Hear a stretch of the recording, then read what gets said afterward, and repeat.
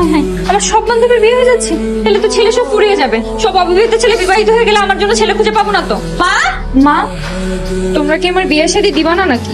নির্লজ্জ মেয়ে। এই, তোর কি লজ্জা করছে না নিজের বিয়ের কথা নিজে বলতে? লজ্জা বলছো কেন মা? আমার অনেক লজ্জা। শুধু একবার বিয়ে ঠিক করো, দেখবা আমি 1 মাস ঘরের থেকেই বেরোবো না, তোমাদেরও মুখ দেখাবো না। আর বিয়ের দিন লজ্জায় ঘুমটাই তুলবো না, আগে আগে বরের গাড়িতে যে টুক করে বসে থাকবো লজ্জায়। ওইসবের দরকার নাই, বয়স হোক তারপরে বিয়ে হবে। মা, কাজে ডিস্টার্ব করছ না, তুই যা ঘুরতে যাবে। প্রতিদিন বাসায় 10 বার বিয়ের কথা বলি, তবুও কেউ আমার কথা কানেই নিচ্ছে না। আর একবার বলবো, দিলে দিবা, না দিলে নাই। আমার আবার অত বিয়ে করার শখ নাই।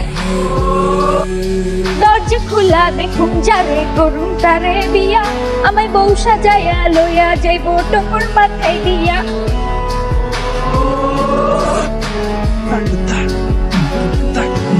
এক্সকিউজ মি, আপনি কি বিবাহিত?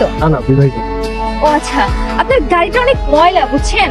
আপনার কি গাড়ি পরিষ্কার করে দেওয়ার মতো কেউ নেই? রোজ সকালে আপনার গাড়িটা পরিষ্কার করে দিবে, আপনার কাপড় আয়রন করে দিবে, সকালে নাস্তা বানিয়ে আপনাকে খাইয়ে দিবে, এরকম কেউ কিন্তু থাকা দরকার। সত্যি আমার আসলে এরকম একটা মানুষ দরকার। আচ্ছা, আপনার কি পরিচিত কোনো কাজের বউ আছে যে আমরা এই কাজগুলো একটু করে দিবি? হ্যাঁ, কাজের বউ তো। কাজের বউকে বিয়ে করবেন, কাজের বউর সাথে সংসার করবেন, বাচ্চা কাচ্চা নিবেন। এই, কি বলতেছেন আপনি এগুলো উল্টাপাল্টা কথা? শোনেন, আমি এত ঘুরিয়ে পেয়েছি না বলে আপনাকে সরাসরি জিজ্ঞাসা করছি, আপনার বাসায় কি আপনার বিয়ের জন্য পাত্রী টাত্রী দেখে না? আমি কি পাগল? আপনার কি কোন দিক দিয়ে আমাদেরকে পাগল মনে হয়?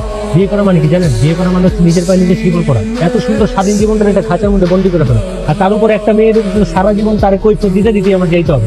এটা করতে পারবো না, ওটা করতে পারবো না, ফ্রেন্ডের সাথে হ্যাং আউটে যেতে পারবো না। এত বাধ্যবাধকতার মধ্যে একটা মানুষ বাঁচতে পারে না, ঠিক না? আমি এসব বিয়ে সাথে এখন করতে পারবো না। আমি এই অল্প বয়সে ভুলটা করতে যেতেছি না। আমি চাই স্বাধীনভাবে সিঙ্গেল ভাবে থেকে আমার জীবনটা আরো উন্নতি।